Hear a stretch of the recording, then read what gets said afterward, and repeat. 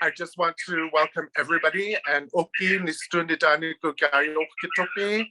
And hang on one second. This is Beverly. Technology, hey, on the reserve. It's just incredible. But we do continue to elder wrangler, because their knowledge is so important in the work that we do, which is why we're having the panel that we do. But that's who I am, and my Blackfoot name, or my English name is Troy Emery Twig, and I want to begin by doing a prayer. I've asked my mother, who is an elder, to open us up to, send us good words through the meeting so that we can, work together with positive outcomes. So I'm just going to turn it over to her so that she can open up our meeting with a prayer of guidance and love and respect. And here she is, Celestine. Okay. Ita Mexico. Ano Chistico. Kitty Matim Hoppa Kido not Augusti Chistoy and Okamo Archie Wato. Good day, everyone. My Blackfoot name is Bukotokutaki. I'm going to be saying the prayer in my Blackfoot language. And I just want to say that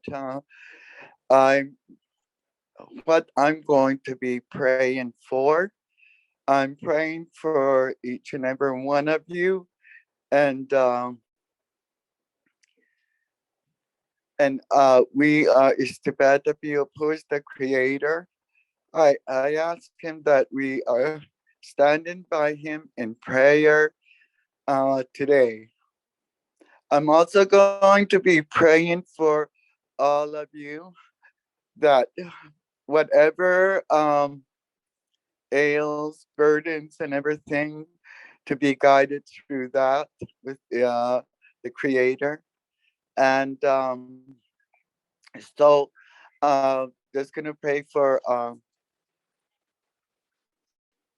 I'm just going to be praying for that.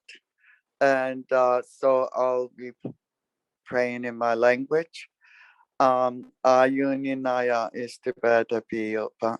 Kichi matsim hobinana no xistiko ikaki. Kita tichito chipo binana nikanikatsim wachkanikakan xistiko ikaki.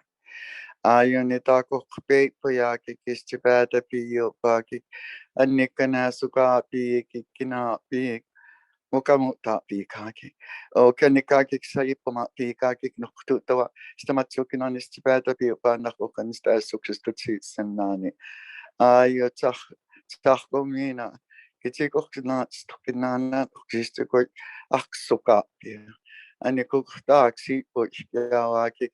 Akana sukapi waki kakukutista pizza maki kanak ice tiwa. And dark tea which gawaki. Akok said stipaki kanik saipoma pikaki. Aksika koka suka piwaki. Akokotista pi anakayis tiwakai. Akokotista pi timawaki kanik dark tea which gawaki. Okay, stipata piwaki kanik can stop. Ukamanstaki kanikaki kakok suka piwaki. Kaki tamita pesiawaki kan kuchita pesikana. Tapi sinagi, and the guys that you put me suag. Okay, so better be about making handstapas. Ukamanstaki can't exist to kuchaki. Okay, Kamatani, some better piece me, better piece me, keep it pushing. Hey, eat damo katayks to come back Merry Christmas. I think that, this just not to be guided by your ails and burden, but to transform them into a positive way is what she meant to say. So But anyway, okay, everyone, it's so great to have you guys join our panel. And I'm so happy that I had the experience to work with everyone on the panel when we talk about, you know, how do we go into communities and, you know, research and referencing. And I've worked with all of you before, and I've learned, you know, certain words of how we connect um, and how we mutually respect each other. And I'm going to begin off with, you know, there was a story that Frank Weasel had said, you know, and we were all at this is when we first started making Treaty 7. And we were all at Heritage Park, and he brought in 300 elders, and with the help of our committee, 300 elders into Heritage Park, and we began to dialogue. And in that conversation, they wanted to, Cultural Capital of Canada wanted to create, you know, a legacy project, you know, and he thought of something really, like, he wanted to do something. He didn't want to just do a powwow, but he wanted to do something very meaningful. And he called, I was living in Toronto, so I came down and we were having supper in Chinatown in Calgary, Mohkinstis, and I knew, and I said, you know what? I'm going to help you, you know, ducks pomosa. In Blackfoot, that means ducks pomosa. So I brought him down to meet Narcissus Blood, and a meaningful relationship happened. And when we were in that, with the 300 elders in Heritage Park, the late Frank Weaselhead stood up and, you know, said, you know, this is the second day. This is a 2-day event. We're all the white people, is what he said. And he goes, you know, you take what you need, but nobody's sitting at our tables this day, and it's 2 days, drinking coffee with us, hanging out with us, getting to know us. And he didn't like the word truth and reconciliation. He liked the word, he liked the phrase, building meaningful relationships, and how we engage with each other in community to build those meaningful relationships. And he also talked about stories, how stories come after us, you know, because they have the same spirit as rivers, mountains, the sun. You know, you can't shave off a mountain, and you can't clear cut, you know, and pour mercury into the river. You know, stories have those same respect, and as us as storytellers, you know, have to respect it, or they'll shy away from you, or they don't become providers, you know. And I just wanted to start off with, you know, those experiences. I mean, I've worked with everyone on the panel, and I'm going to let the panel discuss their experiences. I do have a few questions here, but I want to conduct this as more of a sharing circle, so that and it's a diverse panel. You know, we've got Nicole, who we're going to do an introduction, a round of introduction, who I've learned the power of the word curator, you know, which is more meaningful. You know, and I heard this wonderful story from Lisa Doolittle, who has a wonderful story by, you know, interviewing the elders, and something that she has learned, you know. And if Michael was here, you know, I'd love to tell his story about how transformational it was, you know, in terms of listening to that. And, you know, even with making Treaty 7, the original version, you know, it was about celebration of what we all sound like together, because we're going to be here, and we're going to, you know, uncover, you know, the true spirit of the land. And you know, although it was like, you know, our marching orders were from the Indigenous perspective, uh, from the land, you know, and settlers supported, we needed to put those stories first and give them back, you know, their spirit. And, you know, so the reason why I pulled this panel together and worked with Shivani and Creatives Empowered was, you know, to really look at building meaningful relationships, you know, so it's just not us and them, that we can exist and mutually respect, you know, how we engage in art building and how we go in there, because you don't just go into a community, give an elder tobacco, and you know, get the blessing and go on with your agenda. There's got to be more meaningful relationship in that existence. And I'll use another example with Making Treaty 7 with Michael, is that Beverly Hungry Wolf, who's online here, gave him a teepee, and he actually went out there and camped and built that space and that trust, you know. But I always love his story about him being transformed in that process. So that process is really important in terms of how we negotiate, you know. And I worked with Lisa Doolittle and Anne Flynn, who have met, you know, many elders, you know, on a project, you know, was performing negotiations, you know, the colony and, you know, multiculturalism. And, you know, it was what they have learned, you know, from the elders in terms of how do we, in protocol, how do we hand that over, you know, and, you know, and creating that kind of space for that kind of knowledge to come into existence. Adrian is here, you know, and one of the questions he talked about, I'm going to let all of you talk, but I'm just, you know, giving some context to it. But, you know, when Adrian talked about how much involvement does an elder have in the creative process of an artist's development, and where does the reference, and you know, because we want it to be authentic, you know. And we got Sable Sweetgrass here, who is now a leader at Calgary Arts Development, and who's got a play coming up with Theatre Calgary, you know, which is amazing. And the Herman Yellow Old Woman. Now here's the story. Like, I've worked with Herman a couple of times and a few times, and then this is why I love working with elders. But Michael Green came to me and said to me when we did our show at the Opera House at the Heritage Park, said, you know, I've been at this for 30 years.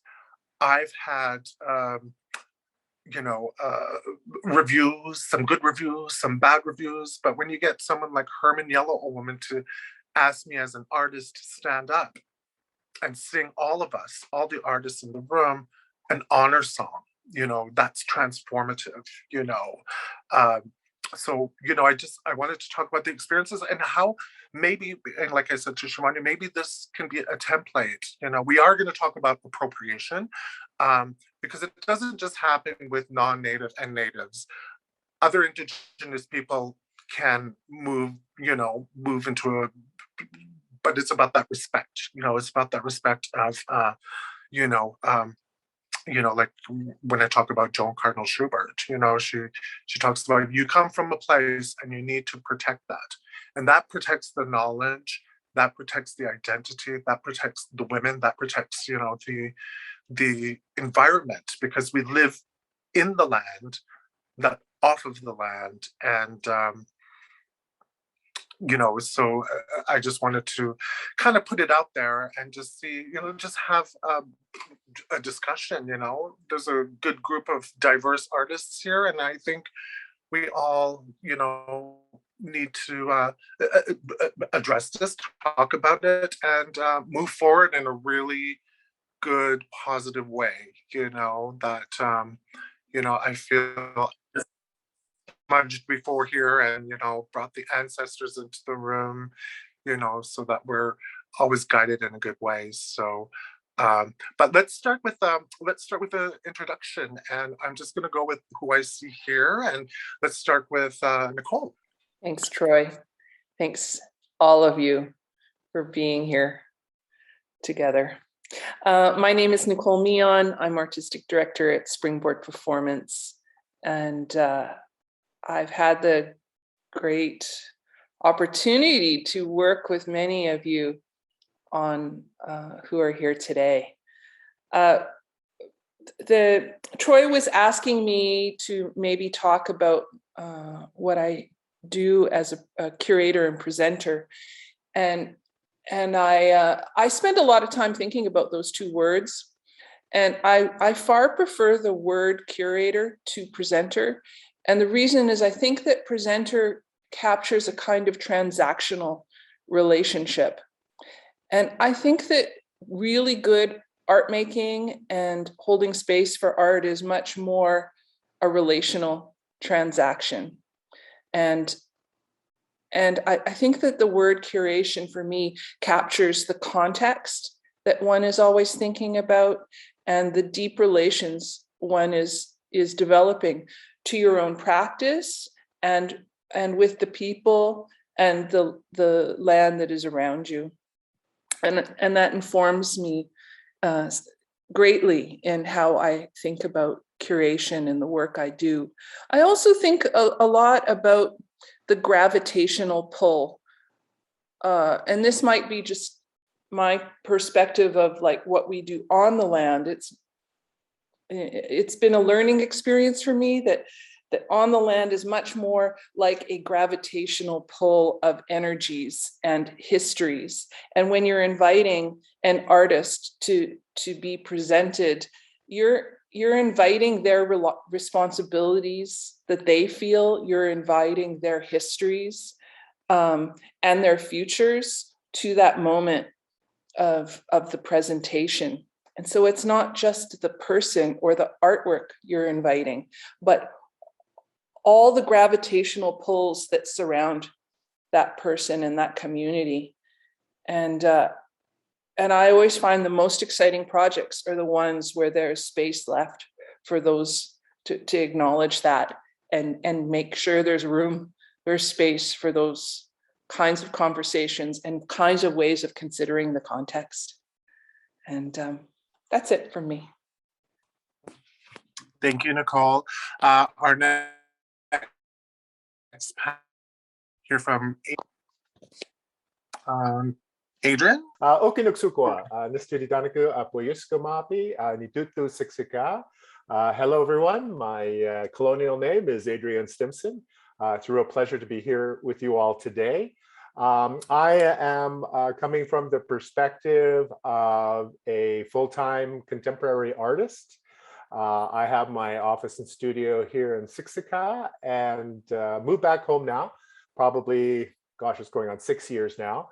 But before that, lived and worked in Saskatoon for about 13 years. And then before that, I was on my nation and I had been working with Chief and Council. So I have a number of sort of perspectives. Just in relation to the topic, I think that Troy was asking us about a dialogue and methods and contributions being created in a meaningful way. And I start to think about my practice. And since I've been home, there's been a lot more opportunity to work with nation members and particularly elders. And all these relationships are human relationships. So the whole sort of process is really about trust building. If you come from your nation, of course, you know people. So, you know, you have a lifetime of experiences and know each other. So there's that sort of relationship already built in.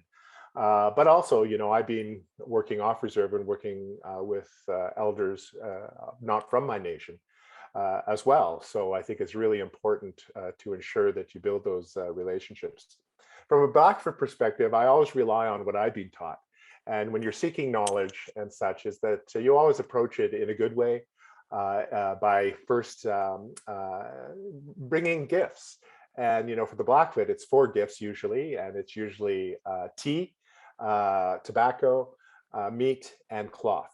That's what I've been told. And often when I seek advice, I usually make sure that those elements are involved. But of course, we live in modern times, and the importance of remuneration comes into play. So I've started to add money to that because I think it's very important. And I remember years ago that an elder once said, "You can't eat a blanket." So I think that's something that I always remember and think that it's always important to sort of update it in today's terms. One of the other things I think is really important is, there's some things that come from the artist, but if you're working with traditional knowledge and elders' stories and stuff like that, I look at it more as a collaborative process. If I'm bringing that to life in some way through my art, it's a collaboration. It's not only me. So I think humility is a very important aspect of how we move through this from an artistic perspective. That if you're working, and I can speak to one project that I worked to recently with Lucille Wright. Because I'm a beekeeper, I've been keeping bees for 10 years or more. I started to work on a project about climate change and stuff. And one of the things I needed to do was have 300 bees beaded. So I contacted Lucy, because she's one of our great beaders here on the nation, and started a dialogue with her, approached her with gifts, asked her if she'd be willing to do that. And I said, this is a collaborative project. My name doesn't only go on this, your name goes on this as well. And that protects her name and her work as well. And then remunerating her for that, and in today's terms. So I look at what fees I get and sort of see what fees can be transferred over. So I think that there's a number of different ways, and then that way that ensures that I think for me, moving forward into the future is more about collaborations, especially when it comes to knowledge. And especially when it comes to stories, because it's their stories. And whether I'm a vehicle that's translating those stories in an artistic way, you still have to make sure that the credit is given to where the source of the information comes from. I'll end there, and I'm sure I can probably add more comments as we move along. But thank you for letting me be a part of this, and it's really good to see everyone. Awesome. Thank you, Adrian. Wonderful. Such a diverse group of people and varied experiences. And I'm just going to ask Lisa Doolittle to introduce herself, and we'll just keep moving in the circle. Okay, thanks, Troy. I wanted to say thanks for the invitation, and to all the distinguished members of this sharing circle. I'm really honored to be here. And I wanted to acknowledge, my many teachers and colleagues and my arts-oriented parents who brought me into this territory from the USA in 1960. Well, that was the year that some Indigenous people were able to vote in the Canadian election for the first time. And I didn't know that until much later, of course. So, I can only speak from where I am today. I can tell you a few things about what I've done before, but I'm not sure what I would say tomorrow. And contexts are always changing. So like the resonance of what I've done is always changing. Why am I here? I'm a dancer, and I make dances, I teach dance, and I help to make dance homes in various communities in my community. I write about dance, and most often I write about dance with my colleague, Anne Flynn, who's the founder of the dance degree program at the University of Calgary, and of course, so much more than that. And Anne and I, well, we came to Indigenous dance through our conviction that body knowledges and dance knowledges are really important things to human beings. And what we found was that the academic and even the performance contexts around us didn't really share that conviction that embodied practices like dance were important to do and to study. And we kept feeling kind of silenced and made motionless. So we asked the question, why was that? And how did dance knowledge in general, not just our dance knowledge, become so important, so marginalized? And we wondered how it was for other people around us. And we began to look at local dance histories. And by going local, we actually broadened our focus. We began talking with Indigenous dancers and writers in 1988, 33 years ago, as co-founders of the Dance Connection magazine. And that was the year we published an all Indigenous dance issue That issue brought us to Eldon Yellowhorn, and I co-authored an article on contemporary manifestations of traditional dance, mostly powwow at that time. He introduced me to dancers and elders in and around Calgary, and he was fantastic, and the people were fantastic, and the dancing was fantastic. And I think I learned never to work in any of these communities without a local Indigenous partner, and never to work actually in any other community without a local partner. So back to the question, how did dance knowledge in general, and not just our dance knowledge, become so unimportant and so marginalized? Well, as we worked with Indigenous people, we asked, you know, if dancing is so generally like not important, why did Canada's colonial government, you know, go to such great lengths to ban Indigenous dancing? It is not important. Why did they make laws and put people in jail and all sorts of things? And, you know, that led us to, you know, what's going on with Indigenous dancing today, and led us especially to Troy. We saw a production of Troy's play, Assimilating Richard, I'm just going to use this as an example, there are other examples, but he was in the High Performance Rodeo with his play, Assimilating Richard, and he became a very long-term colleague. And just in, you know, to put this in a nutshell, what did we learn along the way about this referencing Indigenous knowledge into contemporary arts practices and research practices? And I mentioned we learned through making, you know, long-term partnerships, all sorts of partnerships, but especially Anne and I learned to slow down. You know, the slow food thing where you cook slowly and you understand what you're cooking up and you understand where it all comes from, and when you eat it you're really appreciative, and on and on. Well, we felt like our encounters in the Blackfoot communities near us taught us the value of doing long and very slow research. And I'm going to use the same words, it's going to come up again: building trust and mutually beneficial partnerships. So I've known Troy for at least 20 years. He then turned up after that High Performance Rodeo play as a student in the drama department where I worked at the University of Lethbridge. We co-choreographed a project early on that was called Itau Kanapi, sorry for the pronunciation, the meeting place. And it was a bit of a, you know, disaster. It sucked in many ways. It was good in many ways, but a couple of years after doing that project together, we published our deep conversation about the project's many challenges. Troy helped bring Indigenous theatre to the University of Lethbridge, where local Blackfoot youth and elders learned contemporary theatre from Muriel Miguel, a great performer and choreographer, director. And Troy was the star when we presented some of our research as keynote speakers in huge international theater conference in Seattle. Nobody wanted to talk to us. They all wanted to talk to Troy. Long, slow, persistent work, building trusting and mutually beneficial partnerships. In 2003, Troy became a research assistant, and that's what he was talking about earlier, about bringing me to interview many elders on the reserve and off the reserve, and some younger dancers as well.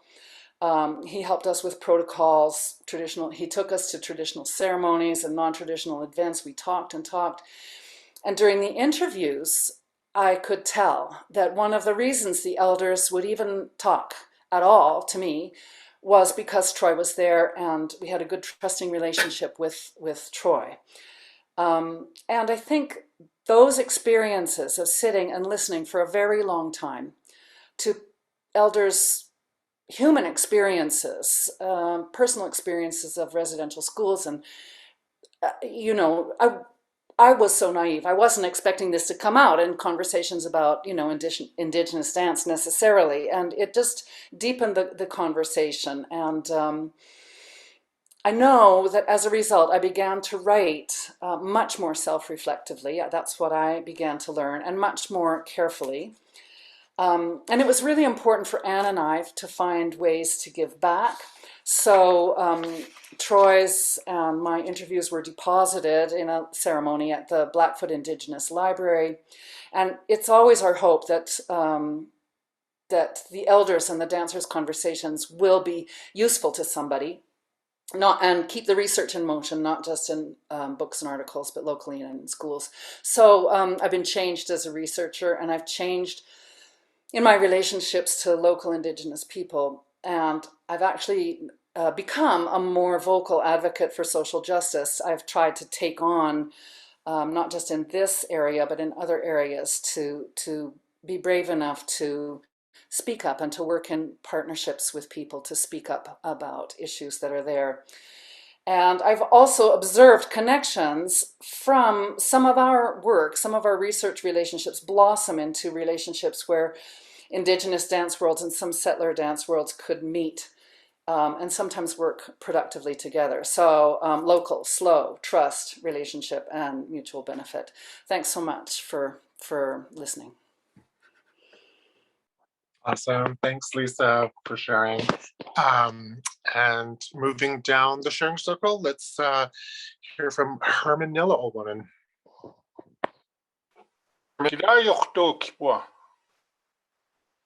You hear me? Ah, okay. I'll get connection with some. I can hear you. Get connection with some. Greetings to you all. You already heard my my prison name, and my traditional name is Natuutsisi, and it's a name that I inherited from my ancestors, which means holy smokes. The interpretation of that name. My uncle owned it. My mom's oldest brother, a great uncle, my grandmother's older brother owned it, and then another ancestor before him. So I'm privileged to carry that sacred name, and it's a hard name to live up to. But I come to you as a traditional ceremonial elder from Siksika. I've lived my life with the language, with traditions, teachings. As a powwow singer, I've been a powwow singer most of my life. I guess I'm an artist because I do reproduction of beadwork, featherwork, drums. I'm also a composer in our way of singing.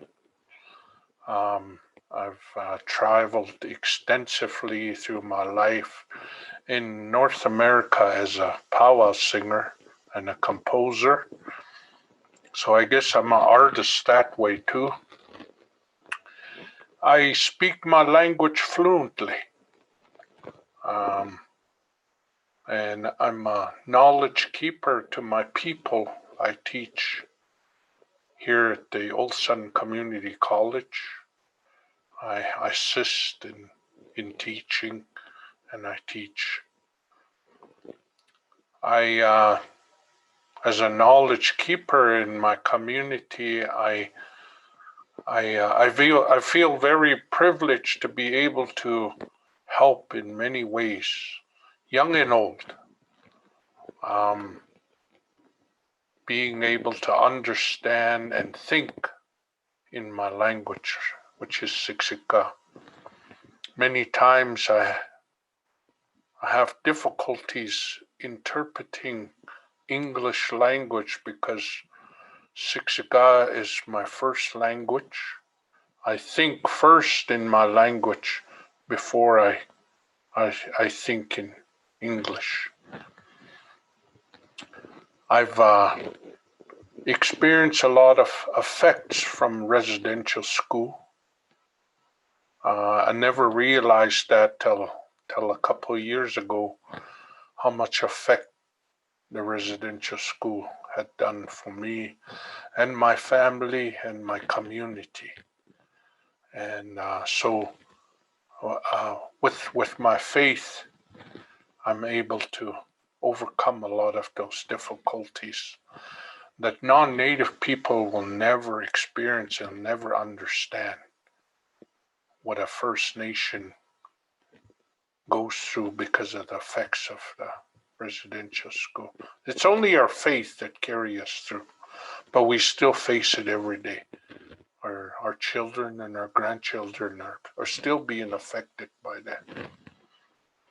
But another, no less than who I am. I'm strong. I teach. As those of you that know, I live the traditional way, Sundance, ceremonies, societies. I hold a lot of lodges, and I teach our ways to our young people. And the teaching that I teach is we all share a responsibility as First Nations people. That's your language, your culture, your way of life. And so I extend my invitation to those that live this way to work together so that we can continue to share this way that was given to us by the Creator and handed down from our ancestors through generations. So that's who I am. I've been a political leader in the past for a number of years. I'm been part of repatriation. I worked in the museum for many years. And so there's a lot more that I can say about myself, but those are the highlights of who I am today. And so many of you might know me. I'm really bad for names, so if you see me, you know me, you come up to me and you tell me who you are. Otherwise, you're just like another person. I won't know who you are unless you introduce yourself to me. So thank you. It's an honor to be able to participate in this. Thank you, Troy, for the invitation. And I look forward to what is yet to happen. Thank you. Awesome. Thank you, Herman. Herman's worked a lot with us in making Treaty 7 and has done some work with us has come to openings with Quest Theater. And it's, that last sentence you said, that's the goal, is building meaningful relationships. Then we can move forward in like a positive way, and share stories, share our resources, and be together, in terms of more connection. So yeah, thank you, Elder Herman Yellowwoman, for your words. We're going to jump to the fabulous Sable Sweetgrass, who's got a play being produced by Theatre Calgary and has taken a leadership position in Calgary Arts Development. So take it away, Sable. Okay. Thank you, Troy, for inviting me. And also thank you, Celestine, for that beautiful prayer. I'm honored to be here with elders and my peers in the arts community. As Troy mentioned, I'm the Director of Engagement and Reconciliation with Calgary Arts Development. Nidanagawa Nato Okadogs Aki.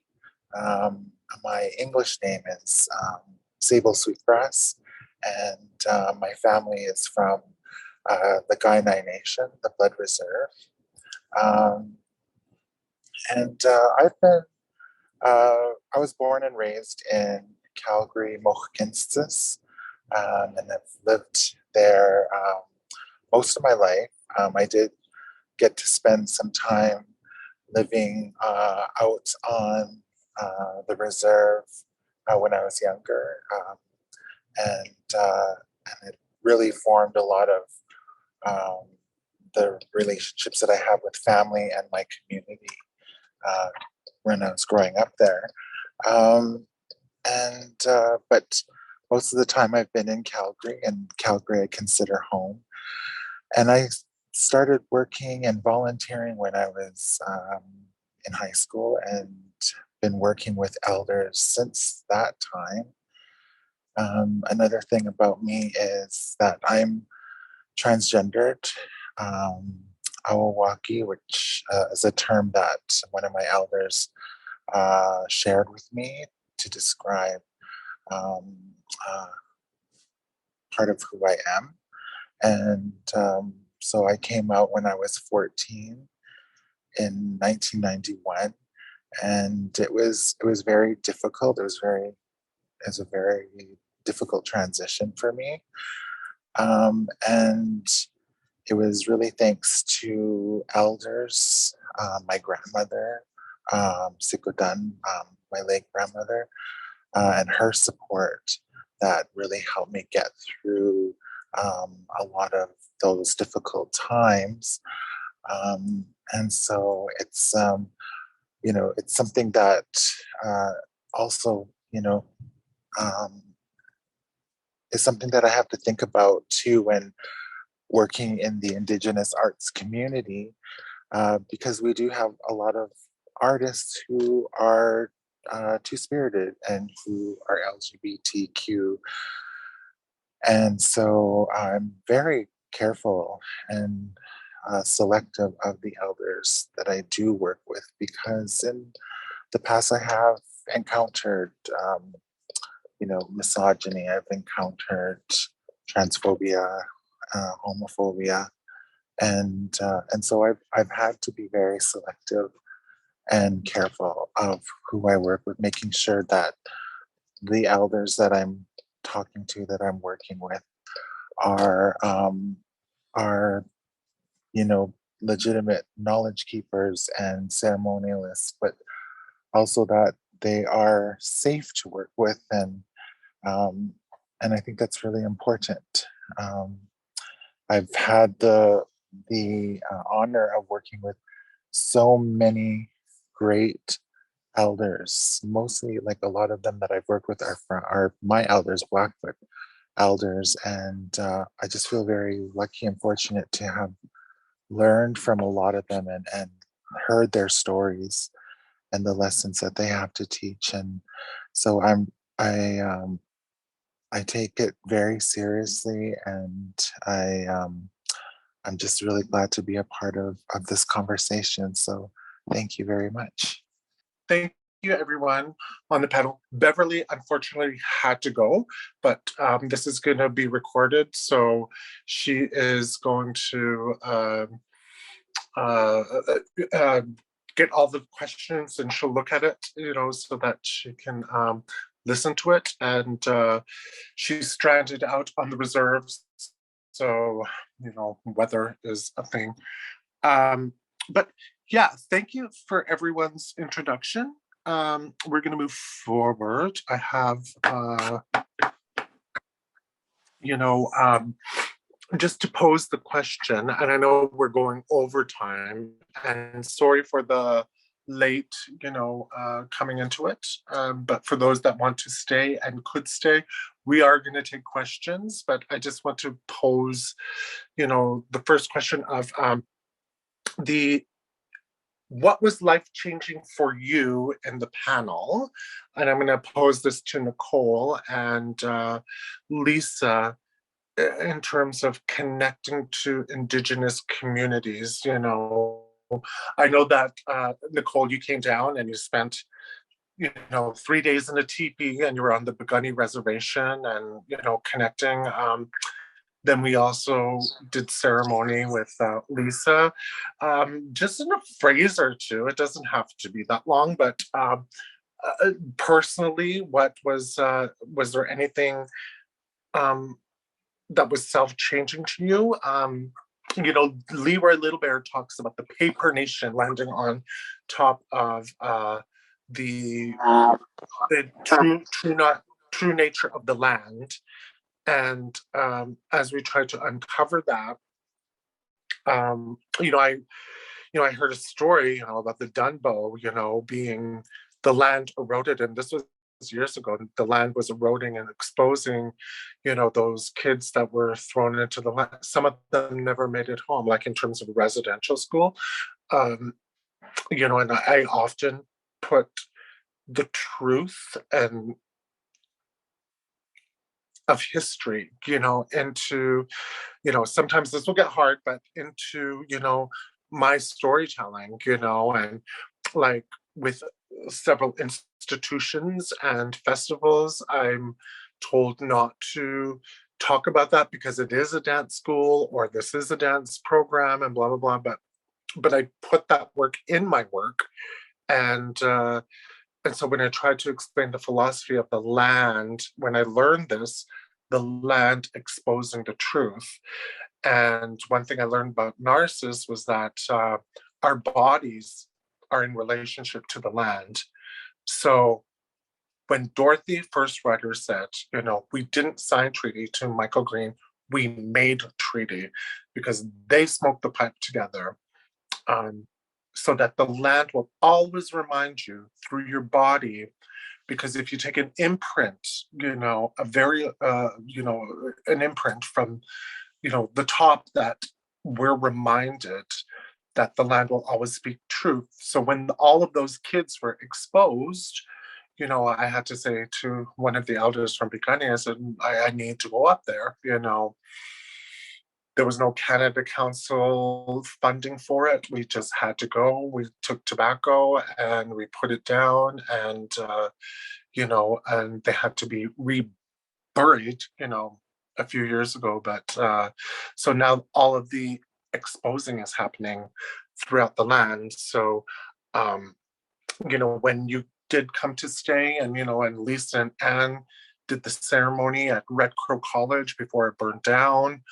In that protocol, I just want to pose the question of had that changed you, or what was your experience in that? And let's go with Nicole. Big question.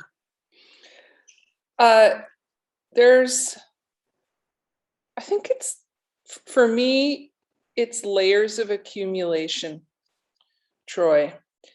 And these things change you in a moment, and then they change you slowly over time. And so one of the things that sticks with me is, which is an accumulated memory and ongoing experience, is when we worked together, Troy, we had the chance to go to the river where the bow and elbow meet. And we, some rocks called out to us, which ultimately made their way into a performance piece that we worked on.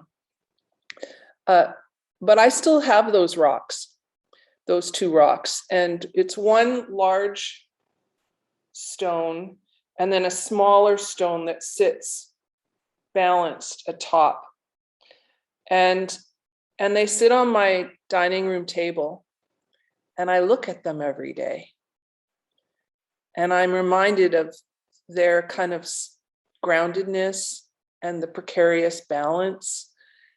And I love the juxtaposition of like these beautiful honed stones sitting on this like dining room table. And another friend of mine, Jerry Thurston, who was one of the, like, I don't know, 40 years ago, involved in Indigenous theater in Alberta. He's recently come on Hard Times, and I have a scale that he gave me, an old brass scale. And now the brass scale sits beside the two balanced rocks on my dining room table. And I each day experience, like, what does it mean, this measured balance of this scale and these two rocks, and how it's sitting in my life. And that has a change in who I am in a moment, and it influences how I think about how I'm living, and how that influences the art that I want to make and my practice. And that's a really powerful ongoing experience for me. The body holds the past and the present and the future, and art so beautifully folds time and pulls time apart in vast ways. And so, like, all of our histories are sitting with us in the moment. And I like how art does that. And I think that that's something I've certainly learned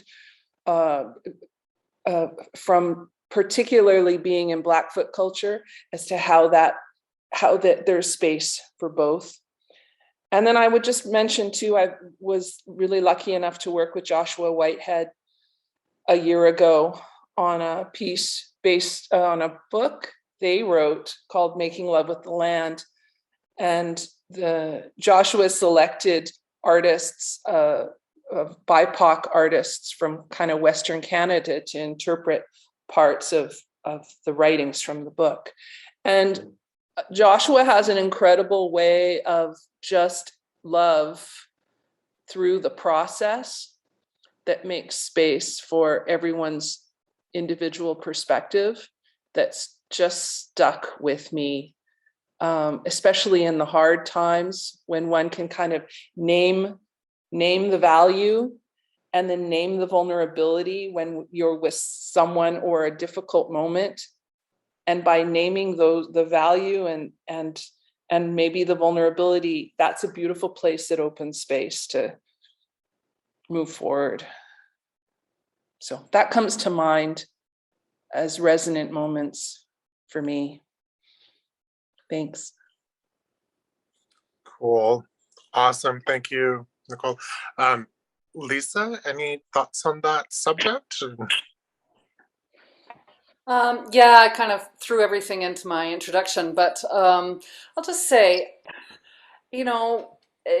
it's making room for me. It's all about making room, and that my experiences with going into other communities in partnership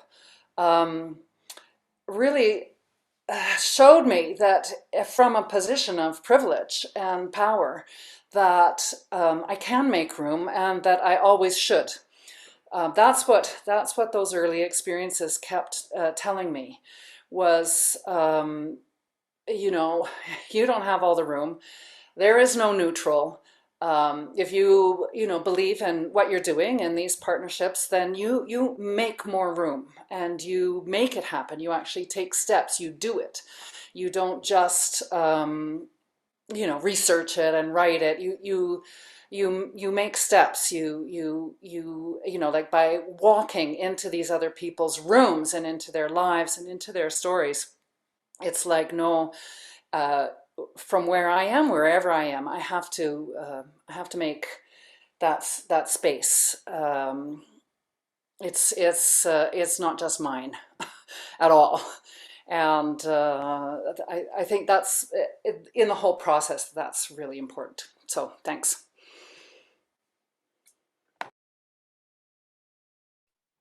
Thank you, Lisa.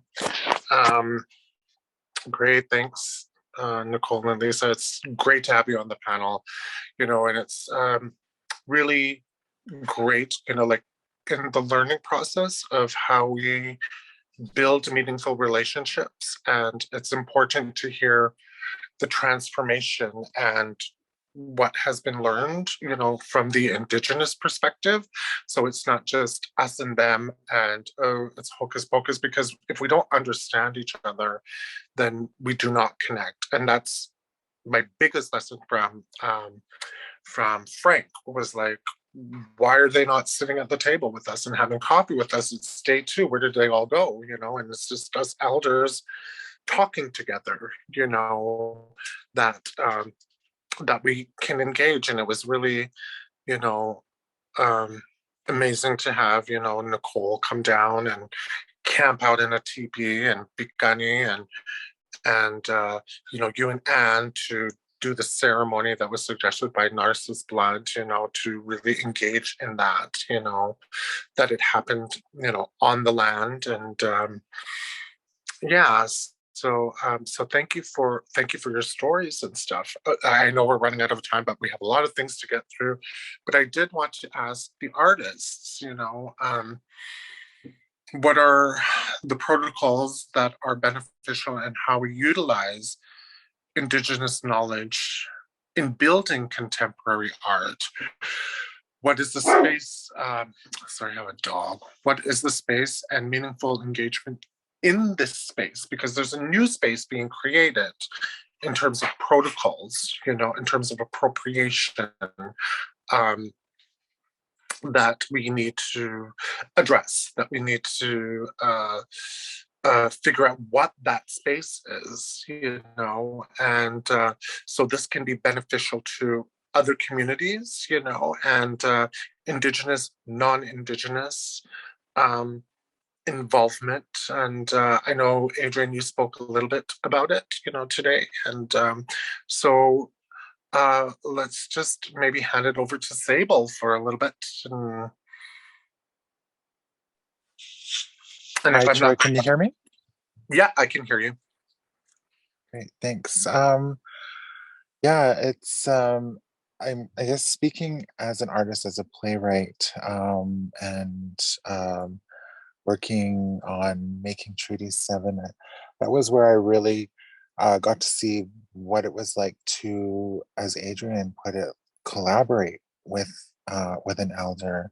And the time we were working very closely with our late elder Narcissus Blood, and it was just such a beautiful experience, the way that we were, the knowledge that he shared, the stories that he shared with us, and how that was treated, very respectfully, and also the care that was taken by Troy, by Michael, and then by Narcissus himself, because we had to deal with such difficult issues. And I mean, there were so many tears that were shed during that time, but never at any point did I feel like, as an artist, that feel like I was, in danger or re-traumatized in any way. I felt just like, this really truthful experience. And I mean, it was kind of around the time before the term truth and reconciliation was a popular, or a term, but that's really what it felt like a truth and reconciliation. And so that was one of my first experiences as an artist, working with an elder in a really meaningful way. And I did work with elders, the Blackfoot elders, when I worked my first job at the Glenbow Museum, putting together the Nitsidapi Sini exhibit in the early 2001. And that was, a really amazing experience, being able to meet so many amazing elders a lot of whom are no longer with us today. What a privilege that was. And seeing, what it means to respect the knowledge that they have, that they're sharing, and that, that has to be treated with a lot of respect and a lot of care. Um, you know, a lot of these elders are involved in ceremony, and so that can't be taken lightly at all. And so it was, you know, one of the, I guess, foundational experiences for me. Um, but I did mention too that, you know, as a transgender person dealing with elders, I've also had to be very careful. And I think that we, you know, there's a lot of people out there, unfortunately, who will identify themselves as an elder and but do not behave in that way, or and so, you know, I experienced sexual assault by someone who was recognized as an elder, as a ceremonialist, um, and so, you know, I've also experienced, like I mentioned before, misogyny and transphobia. And so in my work now, I am very careful about who I work with. And I talk to other elders that I know, and to make sure that who I'm working with is the right person to talk to, or has the rights to a particular story or song, and that they're safe to work with. A lot of the people that I work with are the artists that come to Calgary Arts Development, or the artists that I've worked with are transgender, two-spirit, LGBTQ youth. And so this is always on my mind. And I'm just really lucky that at CADA, we have our elder Rose Heavyhead, who identifies as two-spirit, and openly identifies as two-spirit. And just recently we worked with another two-spirit elder from Guyanai, Harry Redcrow, who gave a name to our CEO, Patty Pond, and what a beautiful experience that was. So it's, you know, that meaningful relationship that you talk about is so very important in this process of creating. So thank you.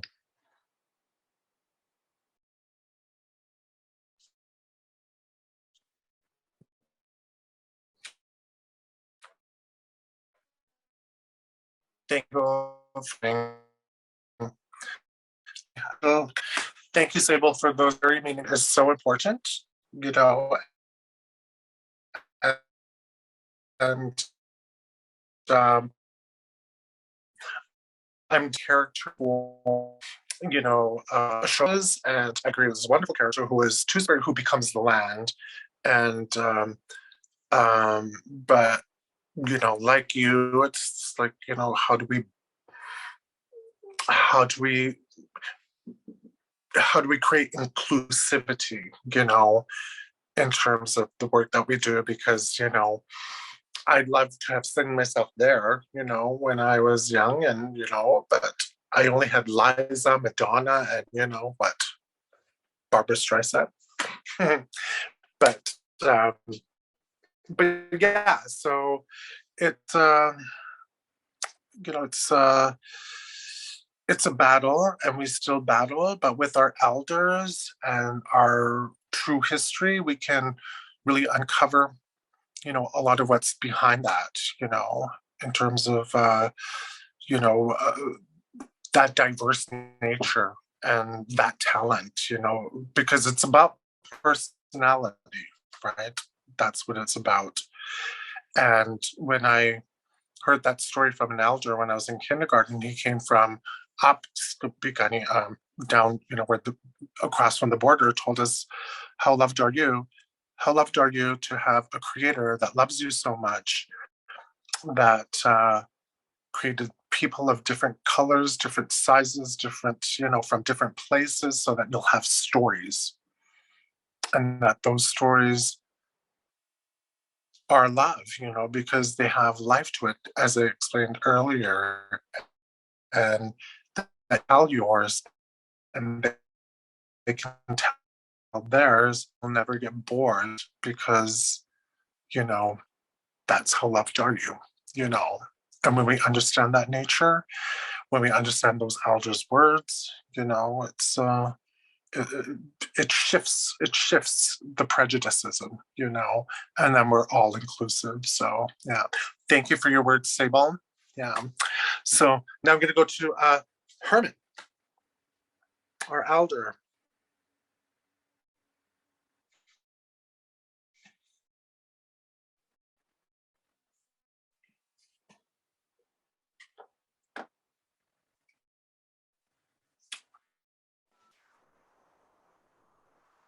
I think you might be muted, Herman. You hear me? Okay. Yeah. Tagi naksha pipui takachita ya pipui. For those of you that know me, I use a lot of my language, and today I'm just going to speak a little bit of who I am and what I've done in the past, where I come from. I'm a little bit of Blackfoot. I'm a little bit of blood. I'm a little bit of Blackfeet, but all in all, that's all Blackfoot. So, but my great grandfather, he was a full-blooded Gros Ventre, my grandmother's dad. So I got a little bit of Gros Ventre in me from Montana, and I was very fortunate to be able to be immersed in their language and their culture. My grandmother that I lived with the better part of my youth, my teen youth, she didn't speak English. So I learned everything from numbers, days, everything possible that you needed to learn in Blackfoot language. I learned from my grandmother. She owned a vehicle, so I knew everything that Blackfoot words for owning a vehicle. I know everything about numbers because we used to go to bank together. We used to go buy groceries together. We used to shop together. And so I was immersed in all that. Ceremonies. We went to Sundance and spend the beginning of Sundance to the end. And powwows. Back in those days there was not as much powwows as there is today. There may be 5, 6 powwows. You've covered them all. Nowadays you can powwow every weekend if you wanted to. Well, with this pandemic, a lot of them have come to a stop. My education is not that great. I went to school, but I went to school late. I went to residential school 2 years, and then I went to live with my grandmother, and then I came back home, and then I went to residential school for another 3 years, and that's where I learned my language, English. I learned how to speak English was when I went to residential school the second time. I went to grade school on the reserve, which was, I couldn't learn English there. Most of the people I went to school with didn't speak English. If they did, they didn't use it. So they pretty much had to send me away for me to learn English. where there was very little, well, almost next to nothing. The only time I was able to speak my language is when I prayed. And I didn't know how to pray in English. I only knew how to pray in my language. And the only thing I could enjoy and be a part of as growing up was powwow and singing, dancing, those kind of stuff. The only things my grandmother got me into, she was too poor to, or even my mother, too poor to get me into sports. I never got into sports growing up. And to this day, I don't. I've never got into sports. And I watch hockey a little bit. My son went to school. He got into football, so I learned a little bit about football and supported him. Today, we lucky with technology that we can, there's so much our people can do with technology. With even today as we speak in this Zoom, it's amazing the type of people that I can communicate with on Zoom. Before this pandemic, I didn't know the first thing about this. And so today it's amazing to know how we can communicate. I remember a few years ago, I went to Hong Kong, and every place there was a seat, a bench. There was Chinese people sitting there with a laptop talking and laughing, and there'd be somebody else on the other side. And I thought that was crazy. Then I come home and I heard about it, but I never seen it till now. Excuse me. So today, the arts of our people, how we communicate and how we support each other, and our lives are different from when I was a child. We were poor, very poor. We had to go chop wood. We had to go pump the well to get water. There was no such thing as going to the sink and turning the tap and having a drink. We had to, in the porch, we had a little counter there, and the pail of water was covered with a rag there, cloth, so flies wouldn't drop in there. There was a ladle hanging on the side of the wall there. We'd take that ladle and dip that ladle in the water and have a drink. That is the life that I enjoyed. That culture was so much different. It was so much laid back that we were so content of that kind of life.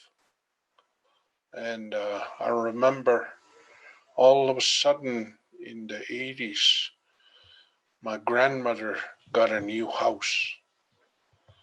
And she said, we're going to go check on this new house that we're going to move in.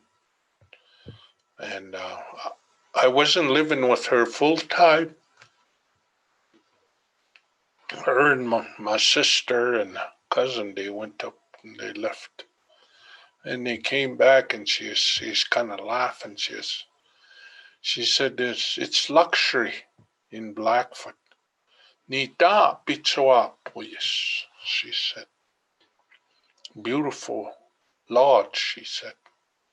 She said they even have a outhouse inside the house because our outhouse was outside. She said the outhouse is inside. We don't have to haul water anymore. It has running water. we had electricity in the old house, but he said, we're going to get very lazy in this new house. And those are some of the words that I remember. And then coming home to Siksika, we had a lot of modern homes at that time. Life changed, our culture changed. Everything got easy. And children started competing I remember a sportswear that came out back in that time and still in existence today called Adidas. And most of you probably remember when Adidas was such a cool thing to have, a sweater or shoes that were Adidas. And so today, those are some of the stuff that changed in my life. Religion. My mother, my father had gone to residential school. When religious ways were put down and a new religion was dominant. And the things that I was taught as a child, including my language, came from the devil. And now life is going to change. So today, you people as artists look into traditional people as people like myself. Me and Adrian, we're not that much difference in age, but my brother there lived a different life. His mom and dad were educated. He came from that modern home. He got educated. He left, and he lived a good life. I really admire him. I respect him for who he is, who he become. And people like that in my community make a difference to young people. And that's why I am who I am, because I followed and I admired the people that I admired as a child. I admired that way of life. So today I live that kind of life. And I might never be as well as some people. And but we struggle. Everybody struggle today. And through arts, you people are sharing a story. And to me, as a traditional person, that's what art is all about, to share a story. And sometimes that story is not that good. It's not that easy. But guess what? That's part of healing. There's so much healing in art. There's so much beauty. And what we're doing a lot of times, as white people say, you're painting a picture. You're covering up another picture. And so to me, that's what the art that you guys are helping to heal my people, to heal your people. And many times there's tears, unseen tears out there in my community. We hide our tears. We hide a lot of stuff or hurt because we don't want people to see us. We don't want people to know. But when through art you're telling that story that is hard for some of us to tell. And as this summer, going through pandemic, And then all of a sudden a story comes out that there's graves that were found. I've never seen my community grieve like they did. And it's the news that really gets to our people fast. But guess what? Our people turn to the Creator. They're looking for healing. Because almost every rock that was on the ground got turned over, and there's almost no place to hide anymore. Non-native people have heard the story of us, and even some are saying, that's enough. We don't want to hear anymore. But guess what? We've hid it since the time that our people started being influenced by missions, since treaty. Yeah. Can I just put in an insert in here, because I think it's so important. I was trying to talk about,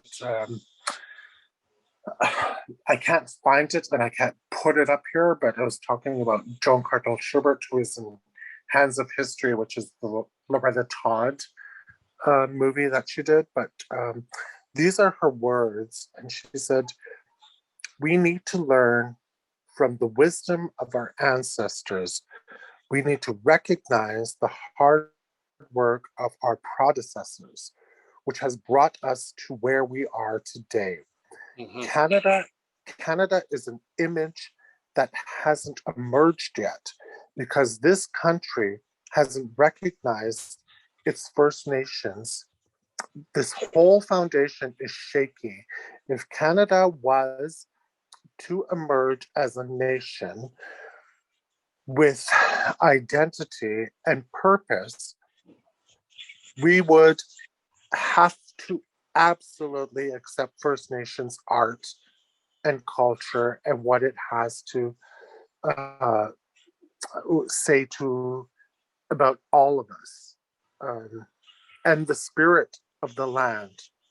If you really pay attention, you can get the message and make it your own without diminishing or appropriating it. And that was her message, that's the late Joan Cardinal Schubert. And I'm gonna hand it over to Adrian, and maybe Adrian has something to say about it, but I also want to get to Sable as well.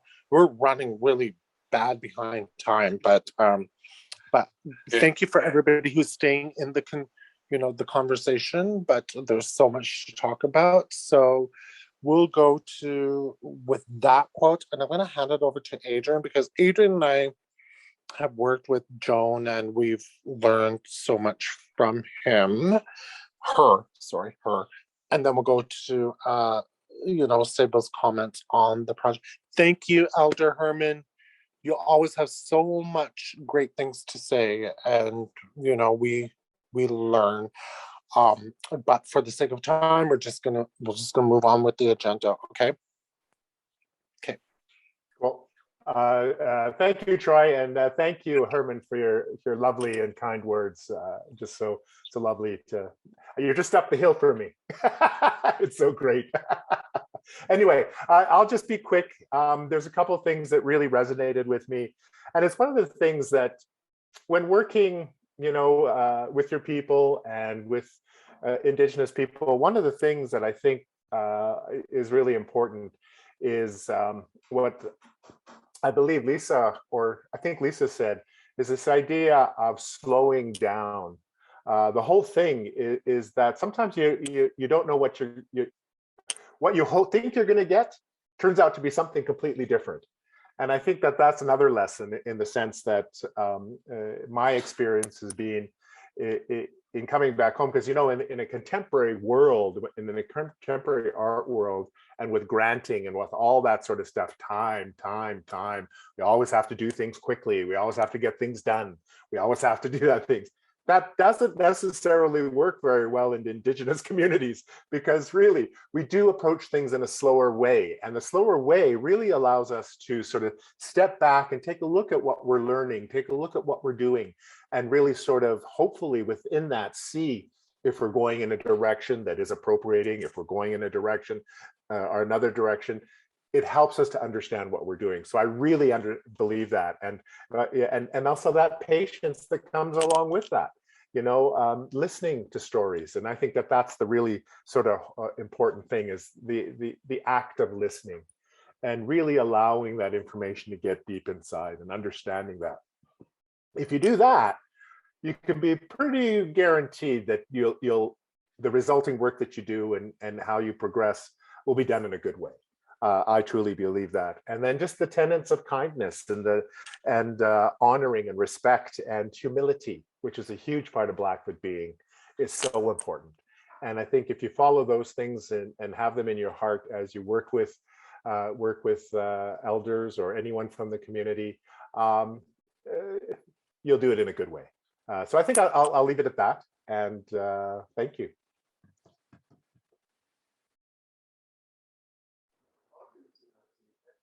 Thank you, Adrian. I'm changing my hat just because I want to make it fun, I have a new hat. I'll have a new hat on earlier.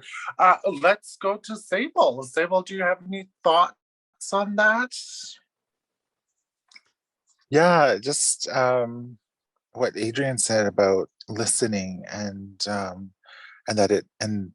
these relationships take time is so true, so right, because I think when I started working at the Glenbow, and I remember when the elders would come in, I think they learned very quickly, like, you're gonna have to set aside like pretty much the work day, because it's not like a meeting. You can't just sort of schedule it. This is going to happen from this time to this time, and then that's it, and it's done.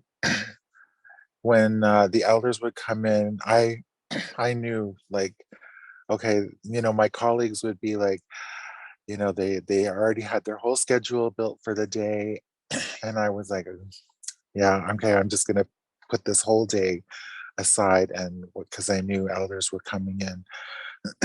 and I knew just from listening to my grandmother and all of her friends and relatives, sitting there listening to them at the kitchen table, at everyone's kitchen tables, that this is going to take this is going to take a while. Our stories, some of our stories last quite a long time. It takes quite a long time to hear them, and having that patience to just to sit there and to listen and to take it in and to like lose yourself in what is being said is so important. And it might not seem like what they're talking about is relevant to what you're trying to get from them, but if if you're patient and you listen, you will come away with some really good understandings and lessons and teachings. So yes, I think it is really important that we emphasize that listening and making sure that we take that time and in scheduling, making sure that you schedule enough time for that. And I'm always emphasizing that with when we do our assessments, or when artists approach me, for advice in working with an elder, whether they're Indigenous or non-Indigenous, that you really need to think about what it is that you're asking this elder, and that when you do engage with them, that you make you make the most of that time that you have with them. It's precious time, and that and also that they are compensated for that time. That's so very important. um, and it's at Cato, we have our elder Sakokoto, and we have, as I mentioned, Rose Heavyhead and Harry Red Crow, and we're engaging with Tutsina elders and Stony Nakota elders, and so we have to also be aware that every culture, every nation does things a bit differently, and to respect that, and make sure that we ask questions, and make sure that we're following the protocols appropriate to the different elders and different nations. So I'll just leave it there. Thanks. Thank you, everyone. I think we're running over time.